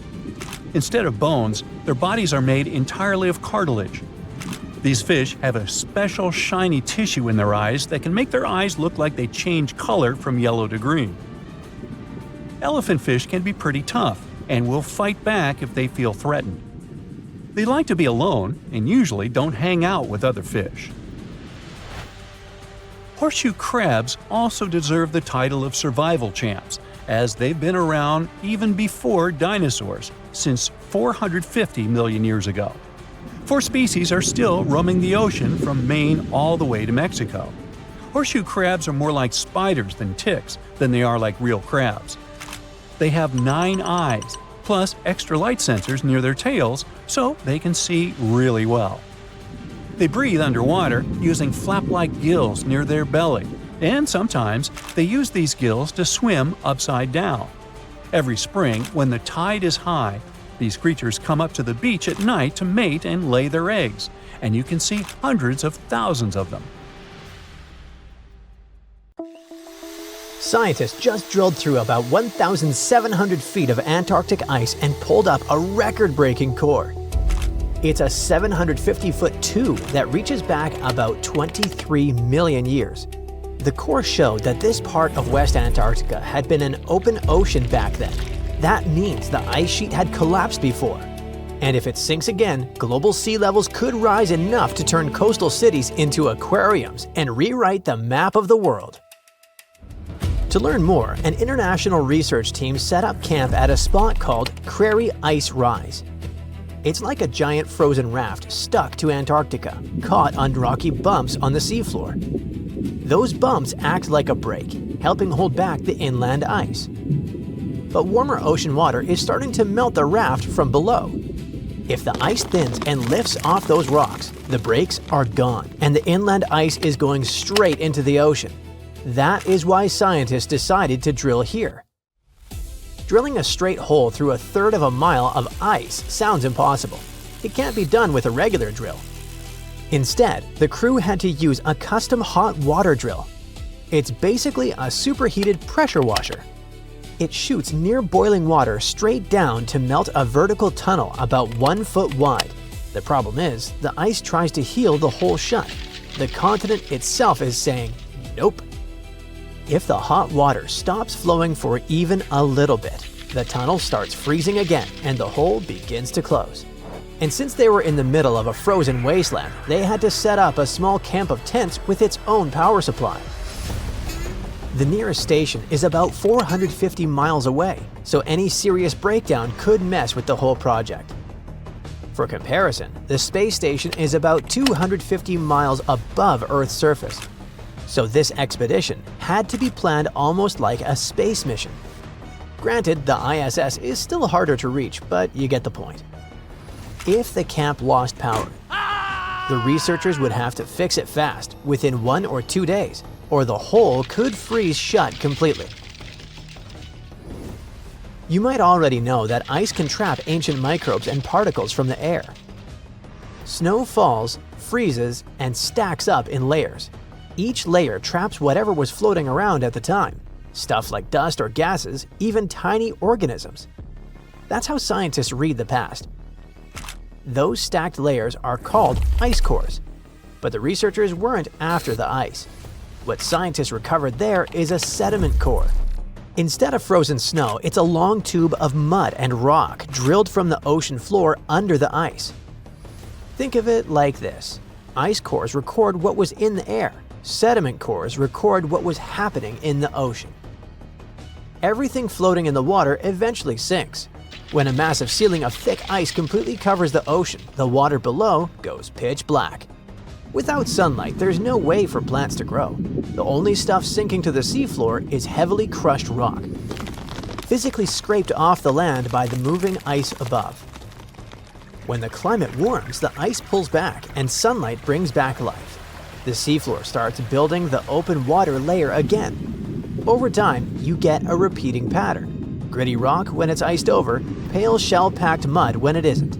It's like Earth creating a barcode for scientists to find. When the drilling crew finally cracked open their giant tube of dirt, the mud was filled with marine fossils, the physical remains of ancient ocean bugs. And those specific bugs absolutely require sunlight to survive. Their entire food chain runs on big algae blooms at the ocean surface, so finding them is big proof that under warmer conditions, the ice pulled back completely. The total disappearance is the scary part about how West Antarctica behaves. The ice doesn't simply melt away inch by inch in a slow, predictable way. It has a built-in tipping point. Finding those deep-sea fossils suggests that once the ocean gets warm enough to lift the ice and release that rocky parking brake, the whole frozen raft can suffer a full system failure. It might basically vacate the premises, and that kind of collapse is what makes scientists nervous. Researchers call this one-way behavior hysteresis. This is Billy. He's sitting on a sled at the top of a snowy hill. The sled is pointed downhill, but Billy isn't moving yet because the snow is still holding him in place. Then someone gives the sled a tiny push. At first, it's just a slow creep. But once the runners start sliding, gravity takes over and the sled picks up speed on its own.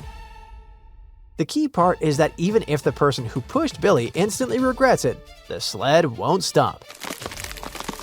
Huge ice sheets can work the same way. Push the planet past a certain temperature line and the retreat can keep going on its own. Even if temperatures drop again centuries later, the melting doesn't automatically slam on the brakes. So scientists are trying to figure out how much warmer it has to get for West Antarctica to enter that locked-in mode. One estimate says the danger zone starts at about 3.6 degrees Fahrenheit above the global average temperature in the mid-1800s. They still can't say that's the exact flip point or give a clean countdown. That's what this core is meant to help confirm. But the ice isn't only getting hit from the outside by warmer water. Parts of Antarctica get heat from below too. Near the Ross Ice Shelf sits Ross Island, and on it, an active volcano. It's called Mount Erebus. It rises about 12,400 feet above sea level, and it's the southernmost active volcano on Earth.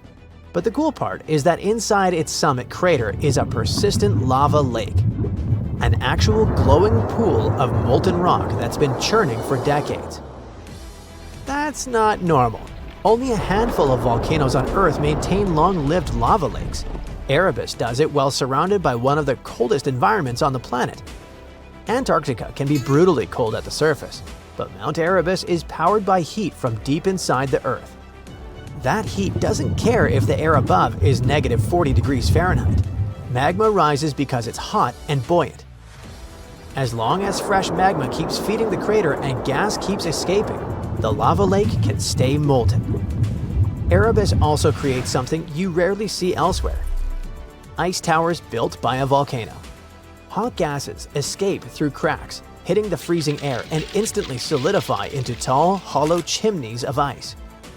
Some of the caves inside those towers can be surprisingly warm compared to the outside air, creating strange little pockets where microbial life can survive in the dark.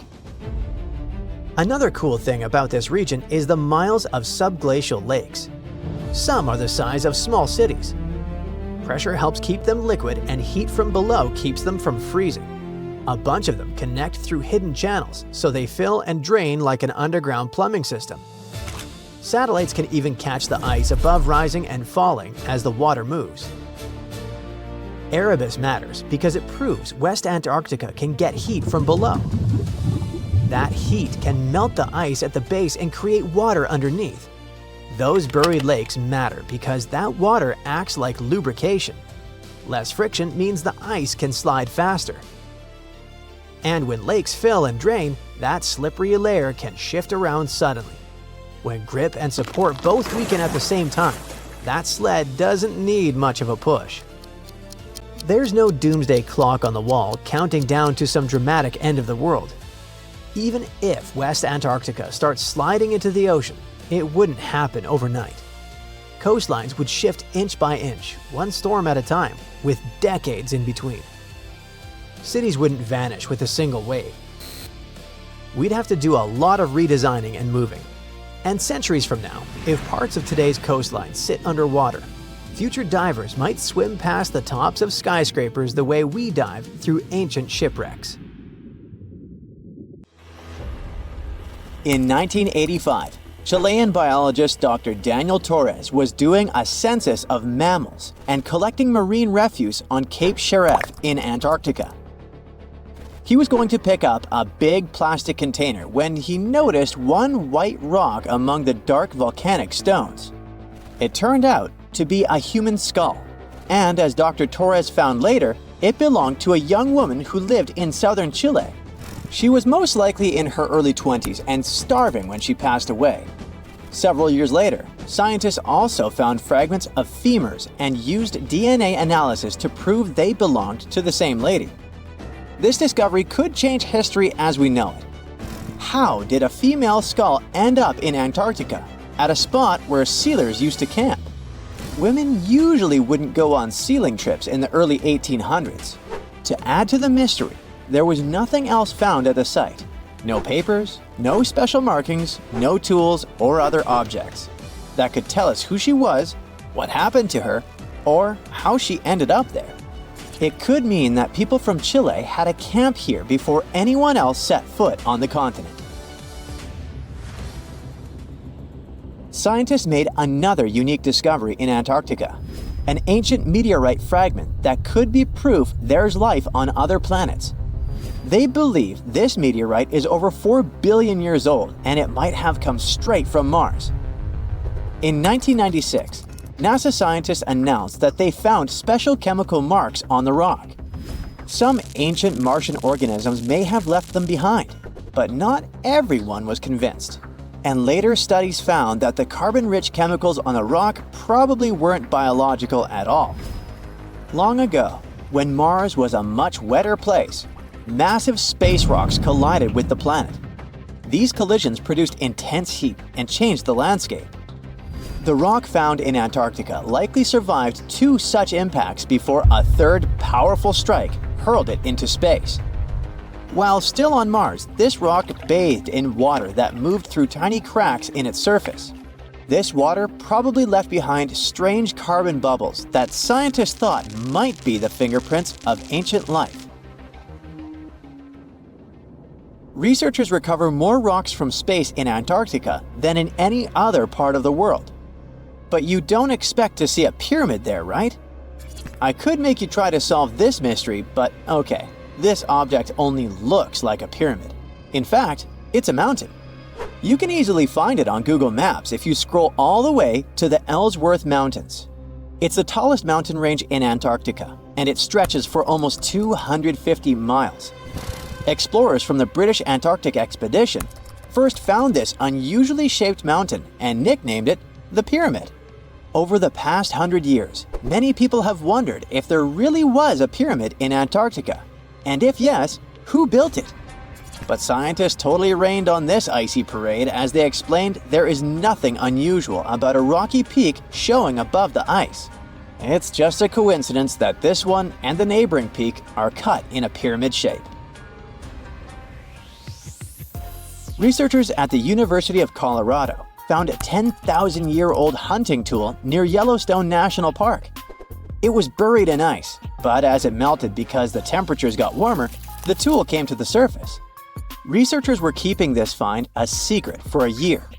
They wanted to get the findings published in a scientific journal before amateur archaeologists would get there and start their own search operations on the site and disturb it.